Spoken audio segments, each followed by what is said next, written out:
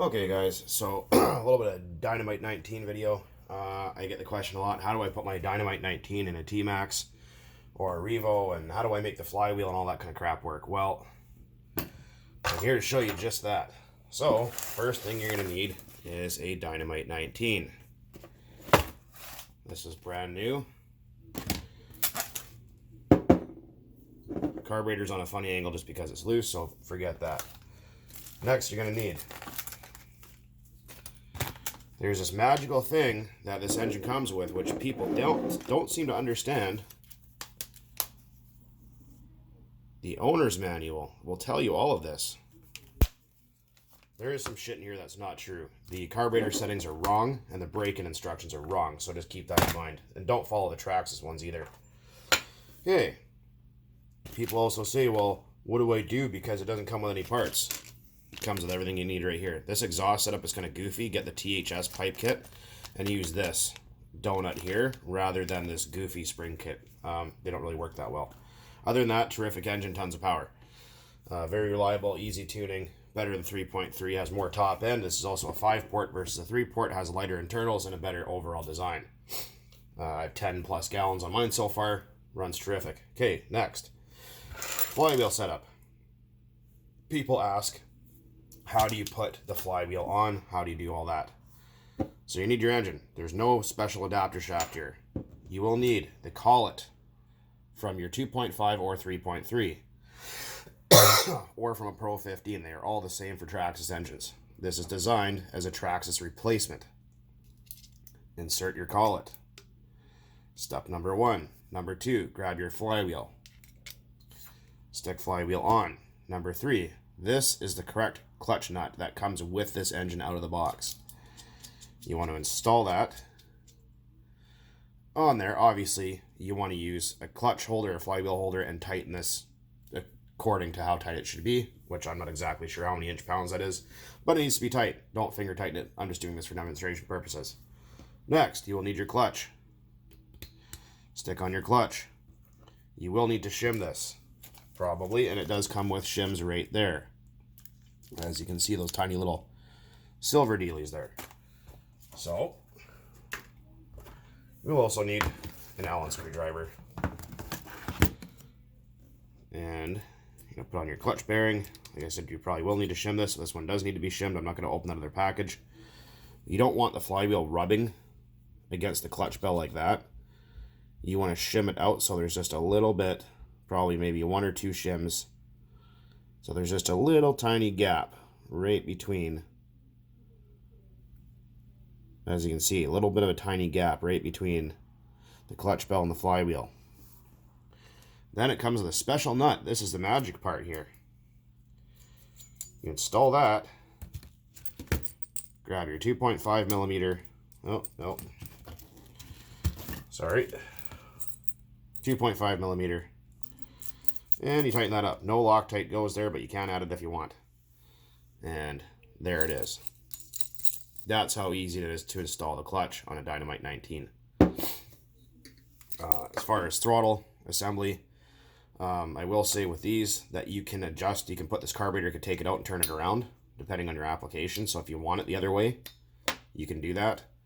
Or people go, oh, I want to put this in, you know, a vehicle that doesn't have the provision for a slide type carburetor. It has a rotary type. So what do I do? Well, you can go on eBay or Amazon or I can't remember the other site, Red Cat Racing, and get the SH18 rotary carburetor. So the throttle will open this way rather than this way. And that way you can put this in something that has a rotary carburetor without making a whole new linkage. And like I said, this is the exhaust setup, just this kind of goofy little O-ring here. I'm not a big fan of that setup. That comes with this hook and spring setup. They kind of leak. But like I said, if you go and order, or go on the THS website and then order a pipe for your Revo or your T-Max or whatever it is you're doing, go with that. The THS pipes perform better. They sound better. They're all around better than the Traxxas stuff. So, because I get a lot of people asking, oh, how do I do this? How do I do that? Dynamite 19, blah, blah, blah, blah, blah, blah, blah. You know, oh, it's hard engine to tune. No, actually, they tune very, very well. And they perform very, very well. Factory glow plug, people keep asking me. I can't remember what it is, but it's an original Dynamite standard plug, I believe, or the LC4, LC3 from OS. People go, oh, the air filter doesn't work. What a shitty engine. You can get a Dynamite 18 small block air filter. They work just fine. Or a Motor Saver. They work. Or you can put a piece of tubing over this to make your Traxxas one fit. Or use zip ties. Be creative. It's all about that.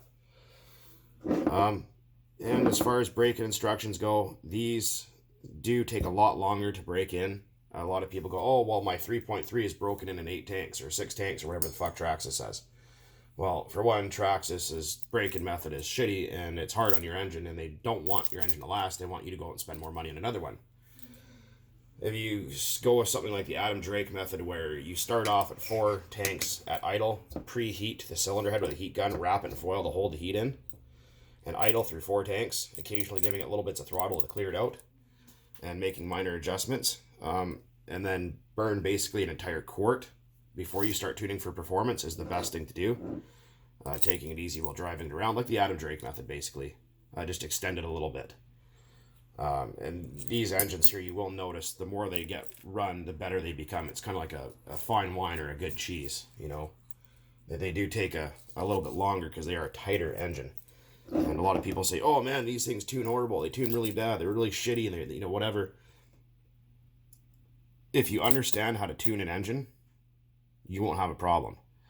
If you are a novice and you don't understand tuning, then you might have an issue, because oftentimes with most SH branded engines, because this is an SH branded engine, although it says Dynamite on it, same company, when you get those engines or these, the needle settings will often be slightly incorrect. Either they'll be a little bit too rich or too lean, so you will have to compensate and make adjustments during the first start and break-in process. It's just the way it is. But like I said, these engines hold a tune very, very well, and you won't have a problem if you know what you're doing. But I thought I'd just clear some of those things up about the fabled myths about the Dynamite 19 being a piece of junk. And they're not. And as far as people going, what pull starter do I need? You can use your Traxxas 2.5 or 3.3 one-way bearing and pull starter. Or I believe even the SH 18 pull starter actually even works on these, I think. Pretty sure it does. I have yet to try that, but maybe somebody out there in the comments has. And if you have, right on. But yeah, there's a few things for you. This is just a spare I got for 89 bucks because the box was open. So I decided to pick it up.